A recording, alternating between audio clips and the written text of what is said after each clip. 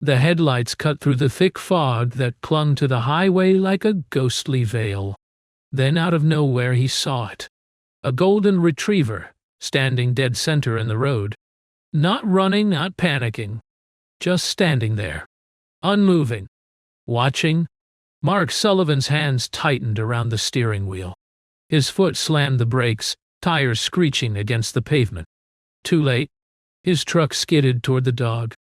Any second now, it would be over. But at the last possible moment, the retriever did something unbelievable. It leapt straight into the air, twisting its body mid-jump, and landed gracefully on the other side of the yellow line. Mark's heart pounded against his ribs. His truck screeched to a halt just a few feet past where the dog had been standing. His breathing was ragged. What the hell?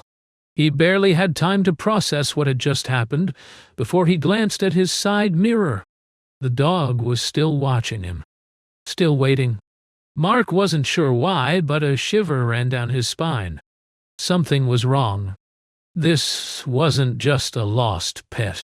The dog had stopped him on purpose. And then, as if proving that very thought, the retriever took one slow step backward. Then another.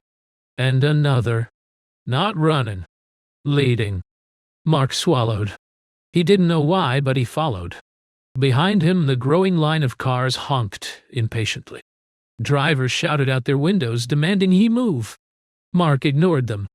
His boots crunched against the asphalt as he stepped forward. The golden retriever, now certain it had his attention, turned toward the guardrail, toward the dense trees lining the highway, and disappeared down the embankment. Mark broke into a run. Whatever this dog was trying to show him, it couldn't wait. Through the trees.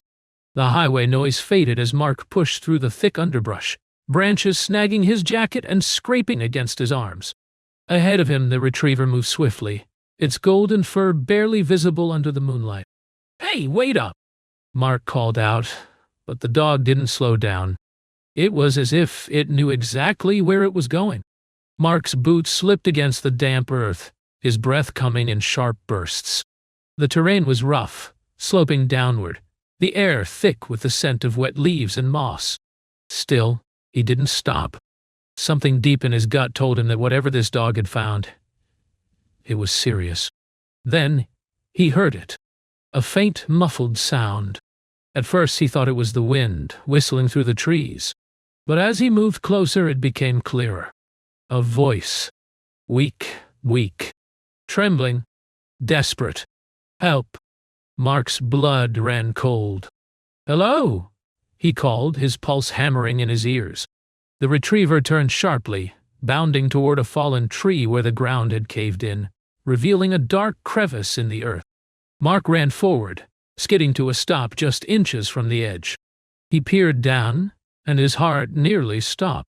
A young girl was trapped at the bottom of the ravine.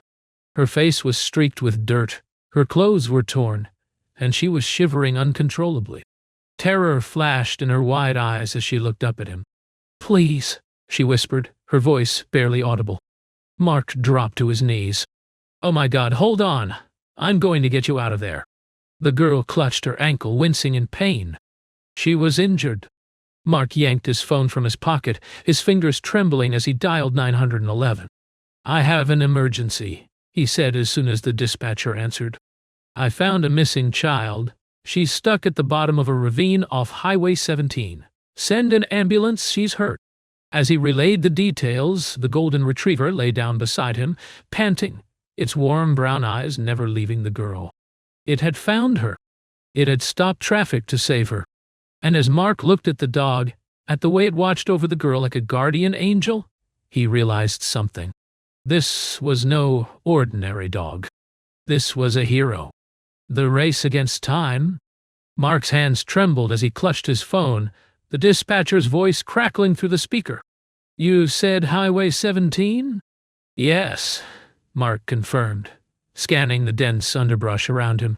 "There's a steep drop-off. She's about 10 feet down, maybe more. She looks hurt. Please hurry." "Stay with her. Paramedics are on their way." Mark ended the call, shoving his phone back into his jacket pocket. The golden retriever whined softly, stepping to the edge of the ravine and peering down at the girl. What's your name? Mark asked gently, lowering himself to his knees. Lena, she stammered. Her voice was barely a whisper, fragile and weak. Mark's stomach twisted. She'd likely been out here for hours, maybe longer. Okay, Lena, he said, forcing his voice to remain calm. You're going to be okay. Help is coming. Lena nodded, her small hands clutching the muddy ground. My leg, she whimpered. I think it's broken. Mark cursed under his breath. He couldn't risk moving her, not without making it worse. He needed to keep her awake. Talking? Focused. What happened? He asked. How did you end up down there? Lena sniffled, rubbing at her tear-streaked cheeks.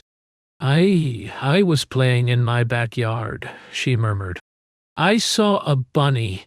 I tried to follow it, but then I got lost. Mark's throat tightened. She was just a kid. Alone. Terrified. I kept walking, she continued, her voice barely audible. Then the ground. It just disappeared. I fell. Mark exhaled sharply. The ravine wasn't just a steep slope. It was a hidden drop-off, covered in thick vegetation. It was a trap for anyone who didn't know it was there. And if the golden retriever hadn't stopped him on the highway, no one would have found her. Mark swallowed the lump in his throat, glancing at the dog who sat patiently beside him, its golden fur glistening under the moonlight. You found her, didn't you? He murmured. The retriever just wagged its tail. Mark reached down, ruffling its ears. You're a miracle, buddy, he whispered. The sound of sirens cut through the night air, snapping Mark back to reality. They're almost here, Lena, he called down. Just hold on a little longer. Her small fingers gripped the earth tighter, her body shivering from exhaustion. The retriever let out a sudden bark, sharp, urgent. Mark turned. Red and blue lights flickered through the trees as the ambulance skidded to a stop along the highway's shoulder. 2 paramedics and a police officer rushed toward them, their flashlights slicing through the darkness. Down here, Mark called. She's trapped. She might have a broken leg.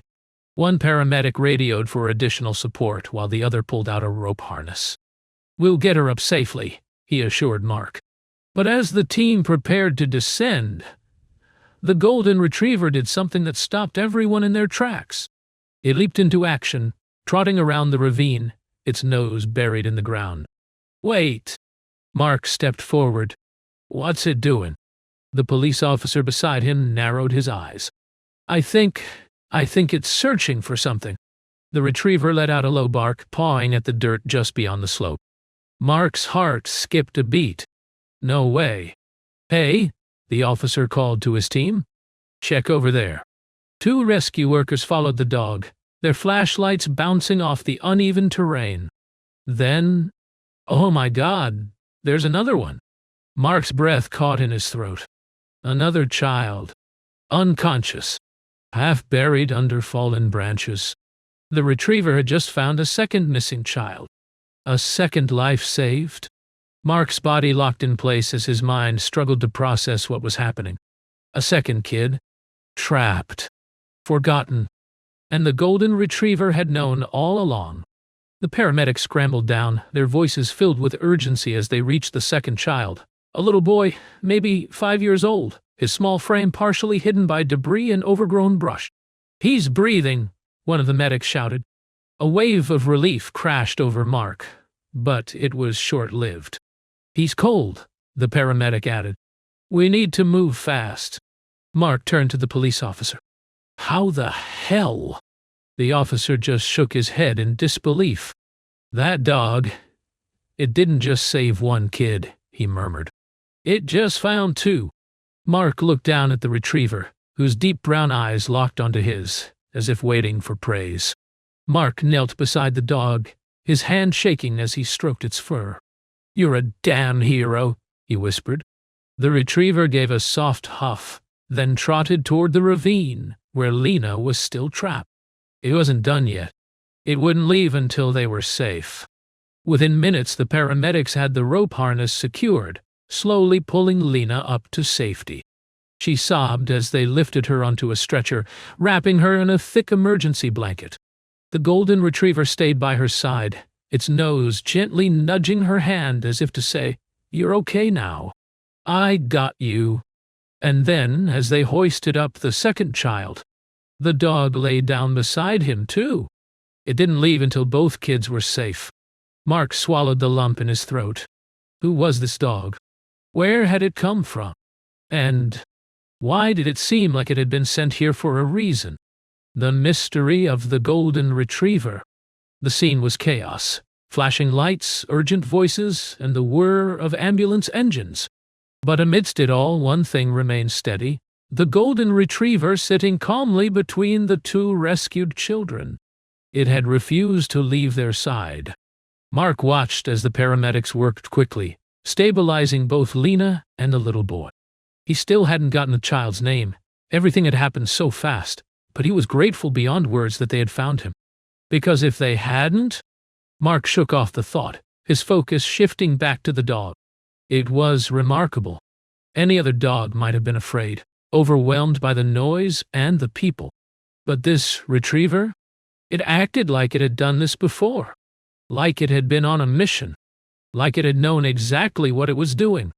A hand landed on Mark's shoulder, pulling him from his thoughts. It was the police officer. "You all right?" Mark nodded, exhaling slowly. "Yeah, just processing." The officer crossed his arms, glancing at the retriever. "I've seen nines with less training than that dog. It's like it knew those kids were out here." Mark swallowed.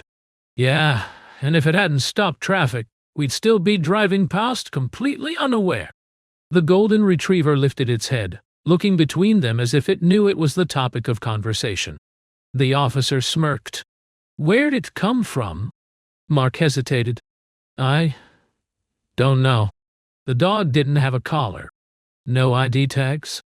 Had it been abandoned? Was it lost?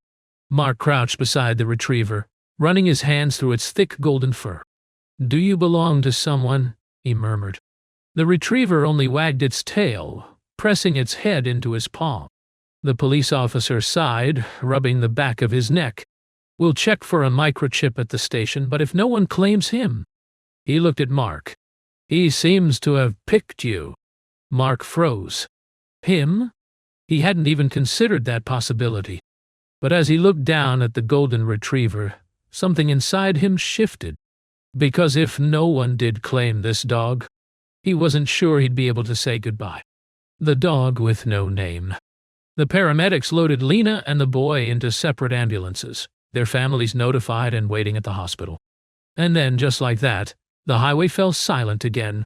The police officer packed up his reports, the other responders returned to their vehicles, and the once crowded scene emptied out, leaving only Mark. Mark let out a breath, glancing down at the dog. "Guess it's just you and me now." The retriever wagged its tail.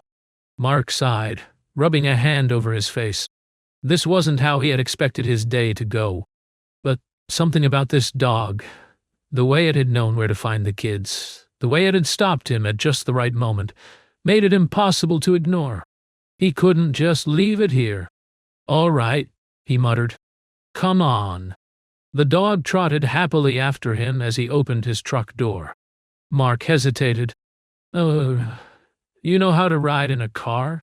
The retriever didn't wait for an invitation. It hopped up onto the passenger seat, curled into a perfect sitting position, and wagged its tail as if to say, "Let's go." Mark blinked. "Okay, guess that answers that." As he pulled back onto the highway, the golden retriever leaned against his arm, resting its head on his lap. Mark sighed. This dog. It felt like it had always been there, like it belonged. And for the first time in a long time, Mark wasn't alone. A possible clue. Back in town, Mark took the golden retriever to the nearest vet clinic to check for a microchip. The receptionist greeted him with a warm smile. "How can we help today?" Mark gestured toward the dog who sat patiently beside him. I found him. Or, he found me, I guess. I wanted to check if he has an owner." The vet tech led them into a small exam room, scanning the retriever's neck with a handheld microchip reader. Mark held his breath. Beep beat. The tech's eyes flicked to the screen, then frowned. No chip, she said. Mark exhaled. So no one was looking for him. No one was coming to take him away. The vet tech smiled, kneeling to scratch behind the retriever's ears. Well, if no one claims him, he's got a home with you, right? Mark opened his mouth to protest, but the words never came. Because deep down, he already knew the answer. He wasn't letting this dog go. A name that fits. That night, Mark sat on his couch, the golden retriever curled up at his feet. He'd given it food, water, a soft blanket to sleep on. But something still felt missing. A name? Dauphin. He studied the retriever, watching as it thumped its tail against the floor. Those warm brown eyes locked onto him like he was the only thing in the world that mattered.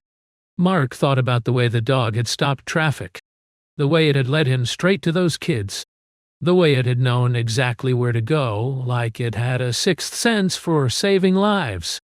And suddenly the name just clicked. Hero, Mark said. The golden retriever lifted its head, ears perking. Mark smiled. Yeah, Hero. The dog's tail wagged faster, as if it understood. Mark leaned down, ruffling its fur. Welcome home, buddy. The story spreads. The next morning, Mark awoke to the familiar weight of Hero curled up against the side of the bed. He stretched, rubbing the sleep from his eyes, then glanced down at the golden retriever. You comfortable there, buddy? Hero yawned in response, his tail thumping lazily against the floor. Mark chuckled, sitting up. He'd never owned a dog before, but Hero felt less like a pet and more like a partner. After breakfast, Mark headed into town to grab some supplies. A collar, a leash, proper dog food. He didn't realize just how much the story of Hero's rescue had spread until he walked into the pet store. An older woman at the counter gasped. Oh, you're the man from the highway. Mark blinked. Oh, yeah? Her eyes lit up. The whole town's talking about you and that incredible dog. I heard he stopped traffic to save those kids. Mark hesitated. Well, yeah, that's true, but... Before he could finish, another customer chimed in. I saw it on Facebook. Someone posted a video. People are calling your dog a hero. Mark glanced down at Hero, who simply wagged his tail, blissfully unaware of his new celebrity status. The woman behind the counter beamed. Your first dog. Mark sighed. Yeah, not exactly planned, but I guess it just worked out. She reached under the counter, pulling out a custom-engraved dog tag. Hero. For him, she said warmly. No charge. Mark swallowed. Thank you. As he clipped the tag onto Hero's new collar, something inside him settled. This was real now. Hero was staying, and Mark wouldn't have it any other way. A stranger comes forward. Later that afternoon, Mark was sitting on his porch watching Hero chase a butterfly around the yard when his phone buzzed. An unknown number. He hesitated, then answered. Hello? A woman's voice, soft, uncertain. Hi. Is this Mark? The man who found the golden retriever? Mark frowned. Yeah, that's me. The woman exhaled, almost like she'd been holding her breath. My name is Claire. I think the dog might be mine. Mark sat up straight. What? I saw the video, Claire said. I recognized him immediately. His name is actually Scout. I lost him months ago. Mark's heart plunged. Lost? So, Hero, Scout, already had a home? He looked out at the retriever, rolling happily in the grass, completely unaware of what was happening. Claire hesitated. I don't know how he ended up so far from home, but I've been searching for him. If he has a new home, I understand, but I just needed to reach out. Mark stared at Hero, conflicted. This dog had saved 2 lives, had changed his life, and now someone was here to take him back? The truth comes out. Mark agreed to meet Claire at the local park, where Hero could decide for himself. When she arrived, she was already tearing up. "Oh my God," she whispered. "It really is him." Hiro, sensing her emotion, froze. For a long moment, he just stared at her. Then his tail gave a single wag. Claire knelt, opening her arms. "Scout." Hiro hesitated. Mark held his breath. Then Hiro ran straight past her and sat at Mark's feet. Claire's face fell. Mark's heart pounded. He crouched down, scratching behind Hiro's ears. "Hey, buddy. You sure?" Hiro pressed into his hand. Mark looked up at Claire, who wiped at her eyes. "I guess." He made his choice. A difficult decision. Mark sat on the park bench watching Claire wipe at her eyes as Hiro, Scout, remained at his feet. Hiro had chosen, and yet Mark felt a pang of guilt deep in his chest. This wasn't just some stray dog. This was her dog, her family. Claire sniffled, forcing a small smile. "He looks happy, really happy." Mark hesitated. You don't want to take him back." She shook her head. "I lost him 4 months ago. I don't know how he ended up all the way out here, but I can see how much he loves you." She reached out, scratching Hiro gently behind the ears. Hiro wagged his tail, but he didn't move. Mark felt his chest tighten. Was it really that simple? Just like that? Claire was giving up. "You're sure?" Mark asked. "I mean, I can't imagine losing a dog like this and just—" Claire cut him off with a soft laugh. I think I lost him before I ever physically lost him." Mark frowned. "What do you mean?" She looked out over the park, thinking. "He was my husband's dog," she admitted finally. "When my husband passed away last year, Scout just wasn't the same. He was always restless, always waiting by the door, like he was expecting him to come back." Mark's throat tightened. She exhaled. "One day he ran out of the yard and I never saw him again." Mark looked down at Hiro, running his fingers through the golden fur. The dog had been searching for something, for someone, and somehow he had found Mark instead. Claire smiled through her tears. "I think he was looking for a purpose again, and from what I've seen, he found it. A new beginning." Mark didn't know what to say. He had spent years believing he was better off alone, that he didn't need anyone, that he didn't deserve anyone. But then this dog had literally stopped traffic to change his life. And now his old owner was standing in front of him, giving her blessing for him to stay. Mark finally spoke, voice rough. "I promise, I'll take care of him." Claire smiled, even as a tear slipped down her cheek. "I know you will." She reached into her bag, pulling out an old leather collar, Scout's original collar. "Here," she said, placing it in Mark's hands. "Just in case you ever need a reminder of where he came from." Mark swallowed hard. He clipped it onto Hiro's new collar, a symbol of his past and present coming together. Hiro wagged his tail. Claire wiped at her eyes again, took a deep breath, and stepped back. "Take care of him, okay?" Mark nodded. "I will." And just like that, Claire turned and walked away. Hiro never once looked back. The call that changed everything. A few days later, Mark was out on his morning run with Hiro when his phone buzzed. An unknown number. He hesitated, then answered. "Hello?" A deep voice responded. "Is this Mark Lawson?" Mark frowned. "Yeah, who's this?" "This is Captain Reynolds from the Search and Rescue K9 unit. I believe we have a dog that belongs to you." Mark stopped dead in his tracks. Hiro whined, sensing his tension. Mark swallowed. I don't understand. What do you mean?" The officer chuckled. "We saw the news story about your golden retriever stopping traffic and leading rescuers to those kids, and we did a little digging." Mark's heart pounded. "Turns out your dog was once in training to be a search and rescue canine." Mark blinked. "You're kidding." "No joke," Captain Reynolds said. "He never finished the program, but his instincts are exactly what we look for in our dogs. Mark looked down at Hero, who was panting happily at his side, oblivious to what was happening. "What are you saying?" "I'm saying," the officer continued, "if you're interested, we'd like to recruit your dog for the Search and Rescue K9 unit." Mark stared at Hero. This dog had already saved lives, and now they wanted him to do it for real. An unexpected offer. Mark stood there, phone pressed to his ear, trying to process what Captain Reynolds had just said. They wanted Hero, Scout, to become an official Search and Rescue K9. He looked down at the golden retriever sitting at his feet, wagging his tail, completely unaware of the conversation unfolding above him. "I don't know what to say," Mark admitted. The officer chuckled.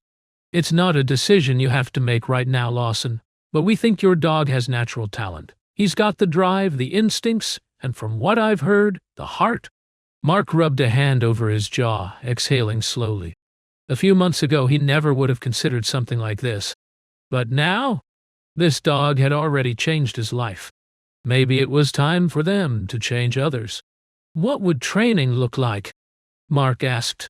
"Well, Captain Reynolds said, we do an 8-week accelerated program for dogs that already show promise. It would involve obedience, scent tracking, agility work, and simulated rescue missions. You'd be his handler, so you'd go through the training with him." Mark frowned.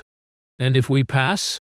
"You'd be eligible to join our search and rescue team as a volunteer unit. That means you'd be on call for emergencies, missing hikers, natural disasters, anything that requires a K9 unit." Mark hesitated. "I'm not a cop."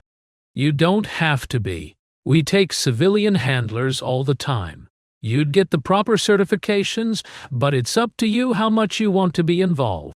Mark glanced down at Hero, who was panting happily, completely oblivious. Could they do this? Could he do this? "I think about it," Mark finally said. "Take your time," Captain Reynolds replied. "But if you're serious about it, I think you and your dog could make a real difference." Mark hung up, his mind racing. Was this really happening? The decision. For the next few days, Mark couldn't stop thinking about the offer. Hero had already proven he had the instincts, the heart, the unshakable drive to help people. But did Mark? For years he had lived his life on the sidelines, just going through the motions, never really letting himself be part of anything bigger. But Hero had forced his way into Mark's life, had dragged him into something bigger than himself. And now, maybe it was time for Mark to stop watching and start doing. One afternoon he knelt in front of Hero, looking into those warm golden eyes. "What do you think, buddy?" he asked. "Should we give this a shot?" Hero tilted his head. Then, as if he understood, he barked once and wagged his tail. Mark let out a small laugh. "All right," he said, standing up. "Let's do it." He picked up his phone and dialed the number. Captain Reynolds answered on the first ring. "Lawson," he greeted. "Made a decision?" Mark exhaled. "Yeah," he said. "We're in. Training begins." The first day of training was an eye-opener. Mark had assumed Hero was a natural, but the level of discipline required for search and rescue was on another level. "Your dog has the instincts," one of the trainers told him. "But instincts alone won't save lives. He needs control, precision, and most importantly, he needs to trust your commands completely." Mark nodded, gripping Hero's leash a little tighter. It wasn't just about the dog. He needed to step up too. The first week was grueling. Hero was trained to follow scent trails, track missing people, and navigate obstacle courses. But the biggest challenge? Mark learning how to trust him. More than once, Mark hesitated when Hero picked up a scent, and every time the trainer would call him out. "You gotta trust your dog, Lawson. If he's pulling, it's for a reason." By the third week, things started to click. Mark learned how to read Hero's body language, how to know when he was onto something, when to push, and when to hold back. By week 5, they aced the tracking test. Hero successfully finding a lost person in under 15 minutes. By week 7, they were one of the top-performing pairs in the program. And then came the final test. The final test. The morning of the final test was clear and crisp, the sun just beginning to rise over the horizon. Mark tightened Hero's vest, giving the golden retriever a firm pat on the side. "You ready for this, buddy?" Hero wagged his tail, his ears perked with excitement. This was it, the moment that would decide if they were ready for real search and rescue work. The instructors had set up a mock rescue scenario deep in the forest, simulating a missing person case. Each dog and handler team would be given only the victim's scent and had to find them in under an hour. If Hero succeeded, they'd officially become a certified search and rescue K9 unit. Mark took a deep breath. He had to trust Hero. "Go find them," he said, releasing the leash. Hero bolted forward, nose to the ground, weaving through the trees like a streak of golden lightning. Mark kept pace, watching his partner carefully, reading his movements. Every step, every pause, every flick of Hero's tail meant something. 15 minutes in, Hero's posture changed, his nose lifted, tail stiffening as he veered sharply left. He was on to something. Mark didn't question it, didn't hesitate. He sprinted after Hero, trusting him completely. The dog weaved through the thick underbrush, his pace quickening. Then, suddenly, he barked. Mark's heart pounded. Hero had found someone. Mark burst through the trees, eyes scanning the ground. And there, half buried under leaves and brush, was the mock victim, a volunteer pretending to be injured. Hero raced up to them, barking sharply, then circling back to Mark, just like he had been trained. "We found them," Mark called into his radio, his voice filled with exhilaration. Minutes later, the evaluators arrived, smiling. "Nice work, Lawson," one of them said. "Your dog's a natural, and today, you proved you can trust him." Mark exhaled, grinning. Hero jumped up, licking Mark's face, as if celebrating. And in that moment, Mark knew. This wasn't just about passing a test. This was about who they had become together. A real team. A real search and rescue unit, and it was only the beginning. A new purpose. 2 weeks later, Mark got his first real emergency call. A young boy had gone missing near the river. Without hesitation, Mark and Hero rushed to the scene. The moment Hero was given the child's scent, he snapped into focus, nose low, body tense. And then, he ran. Mark followed without hesitation. No fear. No doubt. Because now, Mark knew exactly what to do. Trust Hero. And together, they would save lives.